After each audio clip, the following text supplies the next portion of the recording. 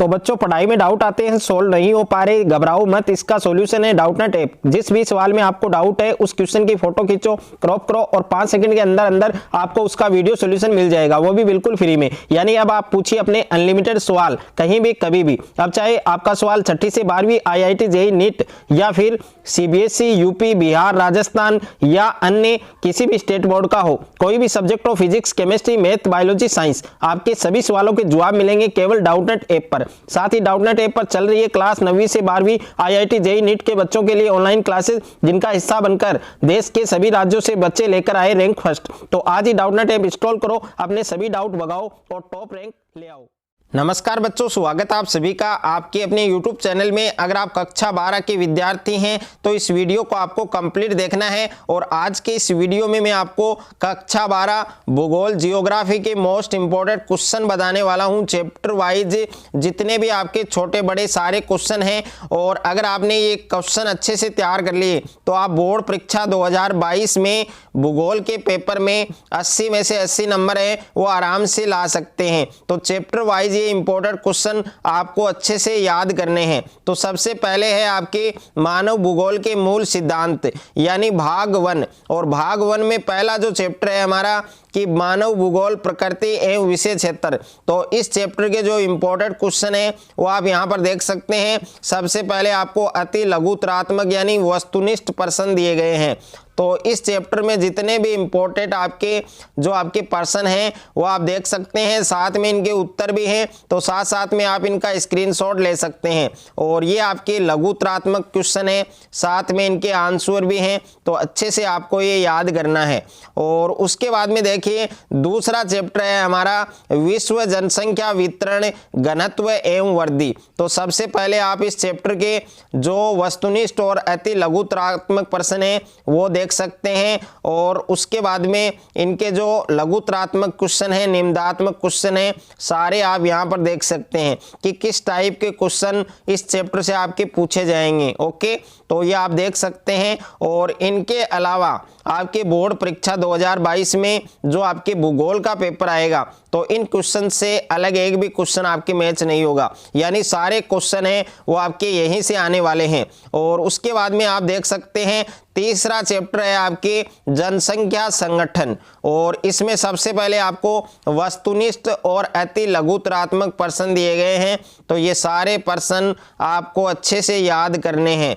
Okay, यानी भारत में साक्षरता दर से क्या अभिप्राय है, कनाडा का ग्रामीण नगरीय लिंग अनुपात क्या है, निम्नात्मक प्रश्न, जनसंख्या के ग्रामीण नगरीय संगठन का वर्णन, काफ़ी इंपॉर्टेंट है, अच्छे से आपको ये याद करना है। और उसके बाद में देखिए अध्याय 4 यानी चैप्टर नंबर 4 है आपके प्राथमिक क्रियाएं। और इसमें आप देख सकते हैं ये आपके वस्तुनिष्ठ प्रश्न है, तो ये आपको अच्छे से याद करने हैं।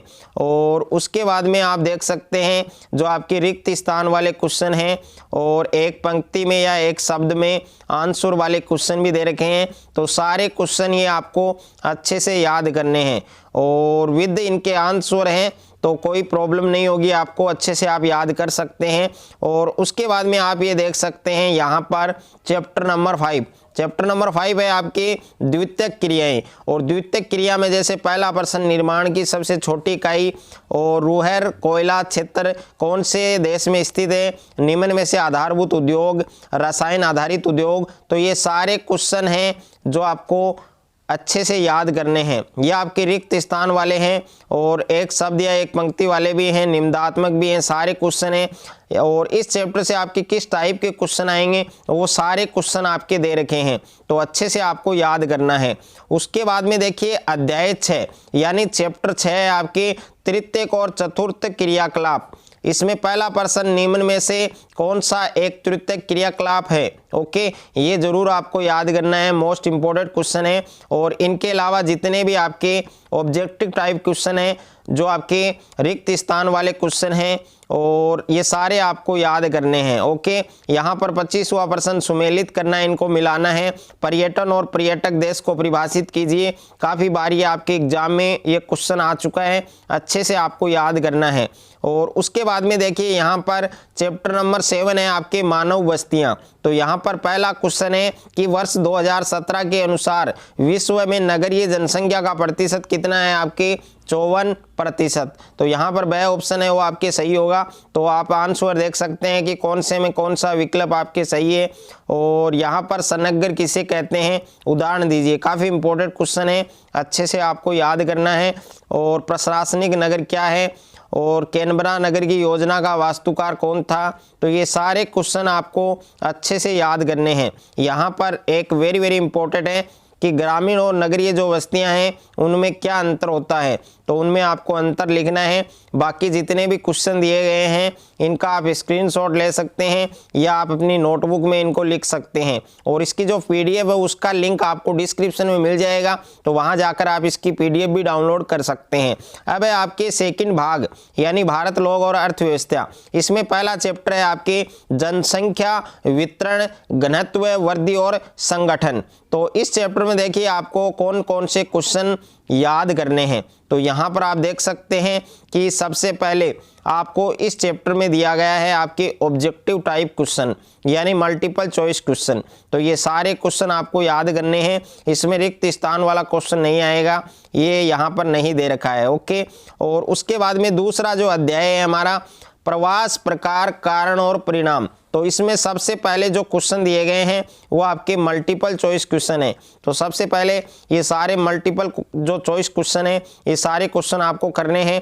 उसके बाद में आपको एक पंक्ति वाले क्वेश्चन भी दिए गए हैं और प्रवास और सामाजिक परिणाम।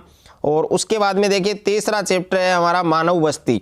आर्थिक वृद्धि के नोड के रूप में कार्य करते हैं। निम्न में से ग्रामीण बस्ती का प्रकार है। ग्रामीण बस्तियां संबंधित होती है किससे होती हैं। तो ये सारे क्वेश्चन आपको अच्छे से याद करने हैं। ओके। और यहाँ पर देखिए ग्रामीण और नगरीय बस्तियों में कोई दो आधारभूत अंतर, तो ये अंतर वाला क्वेश्चन भी आपको याद करना है।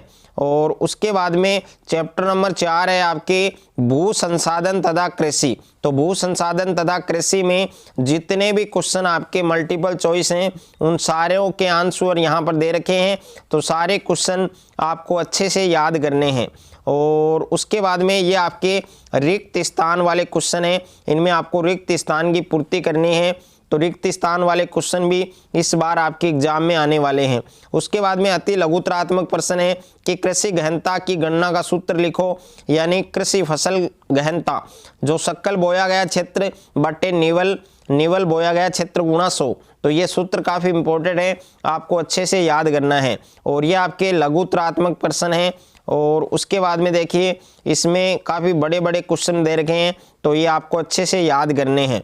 और उसके बाद में जो नेक्स्ट है आपके चैप्टर नंबर 5। चैप्टर नंबर 5 है आपके जल संसाधन। तो जल संसाधन में पहला काम यही करना है आपको, जितने भी ऑब्जेक्टिव टाइप क्वेश्चन मैंने यहाँ पर डाल रखे हैं सारे क्वेश्चन आपको याद करने हैं। और यहाँ पर देखिए क्वेश्चन दे रखा है आपको वर्षा जल संग्रहण की विधियाँ यानी टांका, तालाब और झील, भारतीय राष्ट्रीय जल नीति 2002 की मुख्य विशेषताएं। तो ये सारे क्वेश्चन हैं, ये आपको अच्छे से याद करने हैं।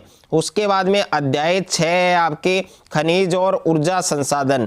तो इसमें पहला प्रश्न है कि निम्न में से कौन सा धात्विक खनिज नहीं है। दूसरा प्रश्न है कि निम्नलिखित में से कौन सा खनिज भूरा कोयला के नाम से जाना जाता है। निम्न में से कौन सा अधात्विक खनिज नहीं है। तो ये सारे प्रश्न जो आपके ऑब्जेक्टिव टाइप हैं सारे प्रश्न आपको अच्छे से याद करने हैं। ओके।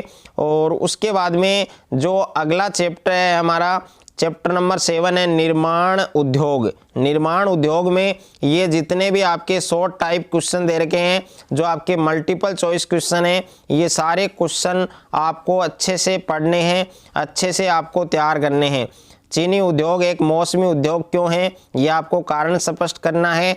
और मुंबई पुणे औद्योगिक प्रदेश की मुख्य विशेषताएं, काफ़ी बार ये क्वेश्चन आपके बोर्ड एग्जाम में ये क्वेश्चन आपके रिपीट हो चुका है। तो ये यहाँ पर चैप्टर नंबर 8 है परिवहन और संचार। परिवहन और संचार में जितने भी ऑब्जेक्टिव टाइप क्वेश्चन है यहाँ पर देखिए मल्टीपल चॉइस क्वेश्चन इस चैप्टर से एक भी नहीं आने वाला है।